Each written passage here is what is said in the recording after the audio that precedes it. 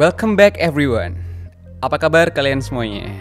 Semoga semuanya sehat selalu dan masih semangat untuk menjalani hari-harinya. Sebelum kita mulai podcast ini, mari kita mulai intro dulu.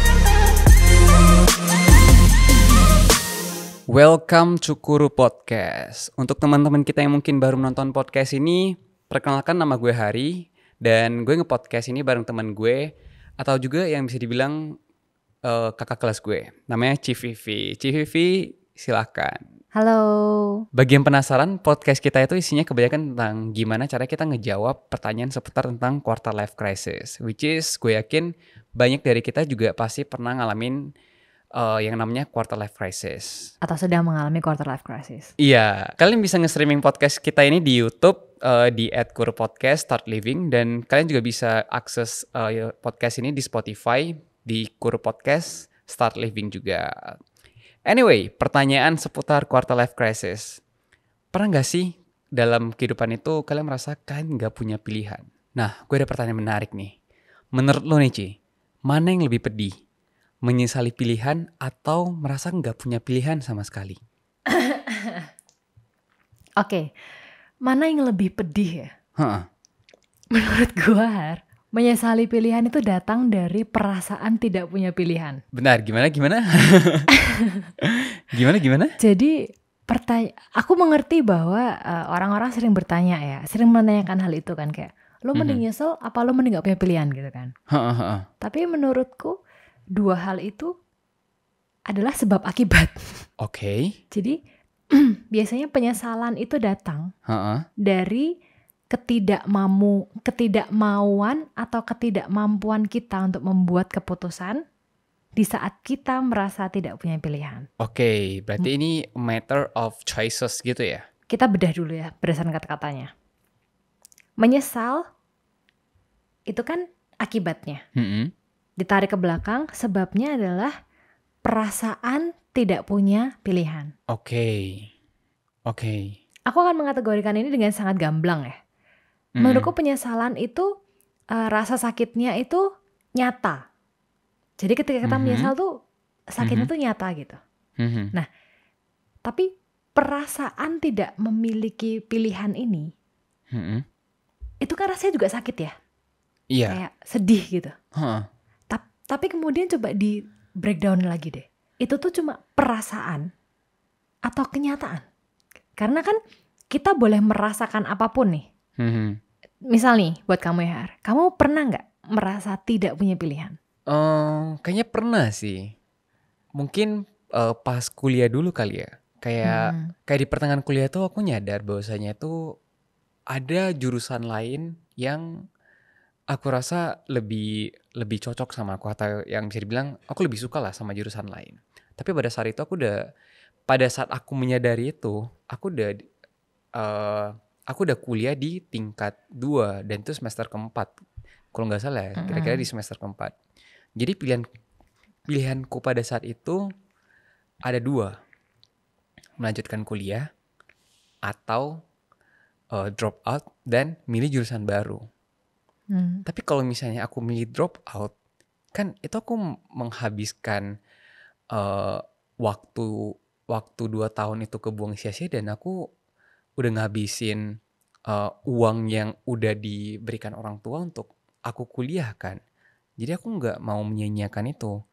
Makanya aku nggak punya pilihan lain untuk melanjutkan kuliah itu sampai selesai dan mengurungkan niat aku untuk mengganti jurusan tersebut. Jadi saat itu kamu merasa tidak punya pilihan selain melanjutkan kuliah itu kan? Iya, aku ngerasa aku nggak punya pilihan lain untuk melanjutkan tersebut. Karena kalau misalnya aku nggak ngelanjutin, aku udah ngebuang duit orang tua aku selama 2 tahun itu untuk menguliahkan aku. Makanya aku merasa nggak punya pilihan dan harus aku terusin sampai akhir. Oke, pertama-tama aku menghormati keputusanmu untuk melanjutkan. Tapi balik lagi ya, aku ngomong bahwa aku menghormati keputusanmu. Oke. Berarti Uh-uh. kita berdua tahu nih sebenarnya bahwa itu adalah sebuah keputusan Oke, benar. yang dilakukan secara sadar. Oh. Tanpa paksaan. Oke. Orang tuamu gak nodong pistol ke kamu buat kuliah gak? Kan enggak kan? Kuliah lanjutin. Enggak dong. Orang tuamu tuh tidak nodong pistol ke kamu kayak di zaman penjajahan. Lanjutin kuliahnya. Enggak kan? Oh, berarti merasa gak punya pilihan itu kayak ketika kita memilih satu pilihan, itu dikarenakan kita memilih pilihan tersebut untuk kepentingan yang lebih baik. Misalnya untuk menjaga perasaan orang tua, menjaga perasaan orang lain, tetapi mengorbankan keinginan yang sebenarnya pengen kita pilih sebenarnya. Kayak gitu ya? Aku akan breakdown dari jawabannya tadi ya. Apakah kemudian tidak punya pilihan itu adalah ketika kita kemudian memilih untuk memprioritaskan orang lain gitu kan? Iya. Jawabannya enggak. Karena ketika kamu merasa bahwa kamu memilih untuk memprioritaskan orang lain, maka berarti kamu bukan tidak punya pilihan, tapi kamu memilih untuk saat itu menunda apa yang kamu inginkan untuk sesuatu yang lebih kamu inginkan, yaitu kebahagiaan orang tuamu. Oke. Iya benar. Kembali lagi berarti patah lagi nih bahwa kamu tuh bukan gak punya pilihan, tapi kamu memilih untuk memprioritaskan orang lain. Oh. Biasanya orang itu merasa gue gak punya pilihan, gue terpaksa. Itu kata kuncinya. Oh. Gue gak mau, tapi gue terpaksa milih itu. Oh. Berarti sebenarnya merasa tidak punya pilihan itu nggak ada dong kalau kayak gitu? Ada, tapi tidak valid. Jadi perasaan itu pasti ada, Har. Jadi manusia boleh merasakan apa aja loh. Karena perasaan tuh kan kayak muncul begitu saja gitu loh. Apakah kemudian perasaan itu tidak diakui? Enggak juga, ada. Kita pasti kadang merasa terpojok dong kayak, kok kayak gini sih, kayak gitu sih. Tapi bukan berarti valid gitu. Bukan berarti situasinya tuh real gitu.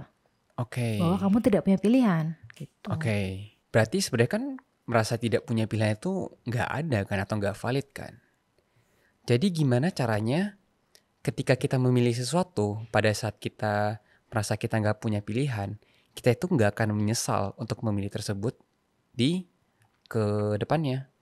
Pertama-tama kita harus menerima dulu bahwa kita selalu punya pilihan. Itu harus diterima dulu. Harus diterima bahwa tidak memilih ataupun merasa tidak punya pilihan ataupun merasa dipilihkan orang lain ataupun merasa tersudut terpaksa, itu semua pilihan. Itu harus diterima dulu. Kenyataan pahit itu harus diterima dulu bahwa selama ini kita itu menyerahkan tanggung jawab pilihan hidup kita pada orang lain. Itu harus accept harus ada penerimaan diri dulu bahwa jadi selama ini penyesalan-penyesalan yang gue buat yang terjadi dalam hidup gue itu terjadi karena gue sendiri. Itu harus diterima dulu, Har. Bukan karena orang lain. Karena kita menyerahkan tanggung jawab yang seharusnya kita miliki untuk orang lain. Berarti kan kita secara sadar menyerahkan tanggung jawab itu. Oke. Ketika kemudian keputusan orang lain itu menyakiti kita, kemudian kita merasa orang lain yang menyakiti kita. Ini enggak gitu. Padahal kita yang menyerahkan tanggung jawab itu ke orang lain kan? Iya, kita yang secara sadar menyerahkan tanggung jawab itu ke orang lain. Dan kita memilih secara sadar pada saat itu untuk menyerahkan tanggung jawab kita itu ke orang lain. Benar. Ketika kemudian kita memilih orang lain untuk bertanggung jawab atas hidup kita, dan ternyata it doesn't work, kita menyalahkan orang lain itu. Nggak bisa, harus diterima dulu bahwa kita yang salah gitu. Kita loh yang secara sadar memberikan hidup kita untuk orang lain gitu. Itu harus diterima dulu. Nah, baru kemudian ketika kita sadar bahwa kita tuh selalu punya power untuk memutuskan apakah bagaimana kita mau bersikap untuk apapun yang terjadi dalam hidup kita. Baru setelah itu kita punya kekuatan untuk self improvement, untuk bergerak maju. untuk Oke. mengambil keputusan, untuk tidak lagi menyesali apapun yang akan terjadi ke depannya karena memang kita menginginkan itu. Oke, self improvement ini dalam maksud gimana tuh, Ci? Oke, jadi sebelum kita bahas soal self improvement, kita pastikan dulu kalian sadar dan tahu bahwa self acceptance dan self improvement ini adalah dua hal yang tidak boleh dipisahkan. Aku jelasin Oh. kenapa. Oke, Pertama, oke. ketika kita menerima diri kita sendiri, Mhm. kita tuh baru akan, kan tadi aku bilang, oh aku tuh salah ya, kita harus terima gitu kan. Ketika kita menerima kesalahan itu, kemudian baru timbullah perasaan bahwa oh aku tuh nggak sempurna, aku tuh bisa melakukan kesalahan. Salah dalam memberikan tanggung jawab kita ke hidup orang lain kan. Kita Oh harus itu tuh menyadari, salah. bahwa kita salahnya di situ. Oke, Kita oke. salah. Ketika kita menerima bahwa kita salah, kita nggak sempurna, kita akan mulai muncul yang namanya self love. Oke. Bahwa oh iya ya, semua manusia tuh nggak sempurna loh, semua orang tuh pernah salah loh gitu. Oke. Ketika kamu menerima bahwa oh ya udah ya, semua orang tuh pernah salah, berarti aku juga boleh salah. Dan meskipun aku salah, bukan berarti aku tidak, it doesn't mean that I'm not worthy. Oke. Nah itu. Tapi makanya aku bilang, kalau kamu cuma berhenti di self acceptance, ketika kamu merasa bahwa oh ya udah, aku berhak kok melakukan kesalahan, semua orang juga pernah salah, berarti aku boleh salah terus. Nggak bisa. Oke. Kamu nggak boleh cuma berhenti di self acceptance. Jadi Ketika ngerasa kamu entitled ya. tuh, ketika kamu terlalu sibuk mencintai kesalahanmu, itu akan jadi berbahaya. Jadi bumerang sendiri buat kita. Makanya self acceptance dan self improvement tuh nggak boleh dipisahkan. Karena ketika kamu menyadari ada yang salah, oh oke, aku salah, terima dulu. Oh ya udah, aku bisa salah. But then what? Apa yang bisa kamu lakukan untuk jangan salah lagi? Salah tuh boleh, tapi jangan di kesalahan yang sama secara sadar. Makanya pentingnya self improvement itu untuk menjadi sesuatu yang lebih baik. Betul. Supaya kita nggak jadi entitled, supaya kita secara natural menyadari kesalahan dan bertumbuh dari kesalahan itu. Jadi kayak cycle yang berjalan terus gitu loh. Supaya kita nggak ngerasa entitled dan merasa kita boleh salah terus menerus. Dan kalau kayak gitu kita jadi boleh aja terus menerus melakukan kesalahan. Misalnya nih, merampok. Ya kan itu kan karena merasa entitled bahwasanya oh aku terakhir miskin nih. Jadi aku nggak punya pilihan lain. Makanya aku merampok aja kalau kayak gitu. Karena aku kan miskin. Jadi aku ngerampok itu nggak masalah. Berarti nggak boleh kayak gitu dong. Nggak boleh. Kamu nggak boleh merasa berhak melakukan kesalahan secara sadar. Ketika kamu tahu itu salah, itu nggak benar. Berarti kalau misalnya kita tahu bahwasanya kita udah melakukan satu kesalahan, kita accept dulu. Tapi setelah accept, kita harus mencoba improve dari sana. Betul. Oke. Dan tapi self improvement juga nggak boleh jalan sendiri. Self improvement ribet ya. Aku bilang itu cycle. Jadi ketika kamu self improvement, bukan berarti kamu udah pasti jadi lebih baik. Nggak ada kepastian. Oke. Cuma ada progress. There is no perfection. Jadi ketika kamu mencoba untuk menjadi lebih baik, artinya you are bound to make mistake. Oke. Kamu pasti melakukan kesalahan, tapi yang lain gitu loh. Kesalahan di tempat lain. Oke. Dan itu harus diterima lagi. Oh, berarti itu harus dilakukan berulang-ulang. Yes. Itu akan jadi cycle of progress. Berarti itu progress yang harus diulang-ulang dong, Ci. Kayak misalnya kita udah accept nih kita salah. Terus kita grow. Kita bakal melakukan kesalahan lainnya kan. Kalau kita sadar kita melakukan kesalahan lainnya, ya udah, kita harus accept itu lagi dan kita berusaha untuk mencoba menjadi lebih baik lagi ke depannya. Dan proses itu untuk menghindari penyesalan dalam membuat pilihan itu ya. Betul. Karena ketika kamu secara sadar bahwa oh ini salahku dari pilihan yang aku buat, lalu apa yang bisa aku kembangkan dari apa kesalahanku, nggak ada lagi penyesalan, hanya ada belajar. Oke. Kamu akan Oke. terlalu sibuk belajar untuk menyesal. Oh, oke. Makanya aku tadi bilang, kembali lagi ke pertanyaanmu ya, mana yang lebih pedih gitu? Mhm, Menyesali pilihan atau merasa tidak punya pilihan? mhm. Ini adalah dua hal yang pasti terjadi bersamaan. Itu akan buntut-buntutan kayak tadi, self improvement sama self acceptance, pasti. Oke. Ketika kamu merasa nggak punya pilihan, Mhm. kamu pasti akan merasa bahwa kamu tuh korban, bahwa dunia Iya. tidak adil. Kamu akan melakukan hal-hal yang kamu rasa pantas untuk kamu lakukan untuk membalas dendam atas perasaan sakitmu. Oke, Membalas dendam, kebayang. Heeh. ya. Heeh. Karena kamu merasa disakiti oleh dunia, sehingga kamu merasa dunia nggak adil, gue akan bersikap tidak adil gitu. Gitu. Nah, ketika kamu punya niatan yang tidak baik, Mhm. pasti keputusan-keputusan yang kamu ambil tuh jadi aneh-aneh gitu. Dan Jadi- itu sebenarnya nggak boleh. Iya, Malah karena itu yang kamu nggak ujungnya boleh. menghancurkan hidup siapa? Diri sendiri dan Kan orang balik lain lagi. bahkan. Iya, nomor satu korbannya pasti kamu lah, orang keputusanmu kok. Itu. Makanya itu sesuatu yang tidak terpisah. Jangan terjebak pada pertanyaannya. Oh. Tapi kamu pernah nggak, Her? Secara sadar, kamu menginginkan sebuah keputusan dan kamu menyesal setelahnya. Kayaknya pernah deh. Mungkin itu. Jadi ini tuh pertama kali aku nyoba alkohol. Jadi ada satu saat itu aku pertama kali nyoba alkohol dalam jumlah yang banyak ya. Karena aku penasaran kan, kenapa orang suka banget kan sama alkohol kan. Aku tahu dan aku sadar bahwasanya alkohol itu memabukkan. Terus rasanya pahit, gak enak. Tapi aku penasaran kan, kenapa orang hobi banget minum alkohol kan. Jadi aku coba.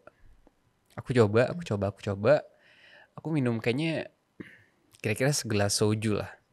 Ukuran segelas soju lah. Kalau nggak salah ya. Satu gelas soju doang. Satu botol. Sorry. Satu botol soju maksudnya. Satu gelas. Jadi sebenarnya sojunya itu dicampur sama Yakult. Sojunya itu dicampur sama Yakult. Biar Jadi manis kan. Dan manis kan. Sebenarnya masih enak. Nah, aku di pikiran aku, awalnya tuh aku mikir alkohol tuh pahit kan. Tapi pada saat aku nyoba soju plus Yakult tersebut, ternyata rasanya manis. Dan enak kan. Jadi aku keterusan sampai ngabisin satu botol itu kan. Nah, setelah itu ternyata ada after effect-nya. Ternyata ada konsekuensinya. Besoknya itu aku mual-mual muntah. Terus satu badan aku itu merah-merah dan gatal-gatal semuanya. Dan itu kurang lebih 1 minggu gatalnya tuh masih kerasa banget. Itu aku nyesel banget, sumpah. Itu aku nyesel karena kenapa pada saat itu aku minum sebanyak itu. Itu aku nyesel sih. Kamu habis satu botol? Minumnya kan bareng kan. Jadi ya kira-kira sebotol plus lah. Tapi itu for your information, Hari udah legal age ya. Gak apa-apa. Dia udah 21 plus. Saya 21 plus. Iya. udah surplus, tenang aja. Jadi kamu pengen nyoba. Iya, awalnya tuh pengen secara nyoba. sadar. Tapi setelah nyoba untuk minum terus. Tapi setelah nyoba manis terus keterusan, terus nyesel karena gatal-gatal itu. Oke, aku punya 2 pertanyaan. Pertama, menurutmu penyesalan itu datang dari mana? Iya, aku mengakui bahwa itu pilihan aku. Pilihan yang Pilihan yang aku buat sendiri. Dan tidak dipengaruhi oleh orang lain. Iya, maaf bahwasanya aku kok aku harus minta maaf ya, padahal kan buat aku sendiri ya. Ya tapi itulah. Gak ada yang nyuruh dia minta maaf ya. Ya tapi begitulah. Aku sadar bahwasanya itu pilihan aku sendiri sih buat nyoba minum sebanyak itu. Betul. Yang mau aku bilang, Har, bahkan saat kita memutuskan secara sadar dan menyadari bahwa itu adalah in our full power gitu ya, itu kita tetap bisa menyesal ketika keputusan itu tidak kita pertimbangkan dengan baik-baik. Ketika keputusan itu tidak didasari dengan data-data yang menggunakan akal sehat, ketika didasarkan hanya perasaan. Kemungkinan besar ketika kamu mendasarkan sebuah pilihan pada perasaan, peluang untuk keputusan itu menjadi keputusan yang bisa kamu sesali nantinya itu jauh lebih besar. Karena tidak didasarkan pada data-data yang menggunakan akal sehat. Kayak tadi kamu misalnya, basic kamu ngambil keputusan itu adalah rasa penasaran. Penasaran itu kan, itu bisa datang dari akal sehat sih. Kayak kamu melihat banyak orang, kamu pengen, kamu kemudian nggak mendapatkan kesimpulan gitu kan. Ini nih, kok orang tuh kayaknya enak gitu. Kesimpulannya enak apa enggak kan kamu pengen tahu. Tapi kemudian kamu tuh nggak berhenti di pengen tahu, kamu pengen menikmati perasaan. Berarti ketika kita milih sesuatu hanya berdasarkan perasaan, kemungkinan kita akan menyesal ke depannya itu akan semakin besar, ya nggak sih? Peluangnya sangat besar. Itulah kenapa orang tua selalu bilang, pikirin dulu, pikirin baik-baik, jangan tergesa-gesa. Kok gue berasa tua ya? Iya, tapi bener dong. Bener kan? Tapi orang tua selalu bilang gitu kan, pikirin dulu, pikirin baik-baik. Karena meskipun kita tahu bahwa keputusan itu dari kita, ketika kita tergesa-gesa, itu sangat mungkin kita membuat kesalahan yang besar sekali yang kita sesali nantinya. Kemungkinan orang tua sudah sering melakukan itu ya, karena kan masa hidupnya mereka udah panjang sehingga mereka udah memiliki koleksi banyak penyesalan gitu misalnya. Oke. Terus pertanyaan yang kedua, apa yang kamu pelajari setelah menyesal? Untuk gak melakukannya lagi. Ataupun kalau misalnya aku ngelakuinnya lagi, aku harus tahu minimal aku harus tahu batasnya itu sampai mana. Itu yang jauh lebih penting ya. Jadi kayak aku tadi bilang, kita tuh pasti melakukan kesalahan lagi loh. Kita tuh nggak pernah tahu. Misalnya kayak kamu tuh nggak pernah tahu apa yang akan terjadi di masa depan yang mungkin membuat kamu dalam tanda kutip harus minum. Misalnya bisnis deal lah atau apa ya kan, kita nggak pernah tahu. Tapi yang paling penting kan kamu jangan sampai mengulang kesalahan. Jangan sampai kebablasan ya. Jadi harus tahu batasannya ya. Dan itu datang dari penyesalan. Iya, dan dari experience yang kita nyesal lah. Oke, jadi ingat, jangan mengambil keputusan hanya berdasarkan perasaan aja. Sebelum mengambil keputusan, pikirkanlah dulu matang-matang keputusan itu. Pikirkan juga konsekuensinya, jangan sampai kamu menyesal pada akhirnya. Dan jangan sampai ketika kamu menyesal, kamu merasa gak punya pilihan dan melakukan hal-hal bodoh lainnya yang bisa merugikan kamu dan mungkin merugikan orang lain juga. Nah, mungkin itu aja untuk podcast hari ini. Dan sampai jumpa lagi di episode selanjutnya. Bye-bye. In love.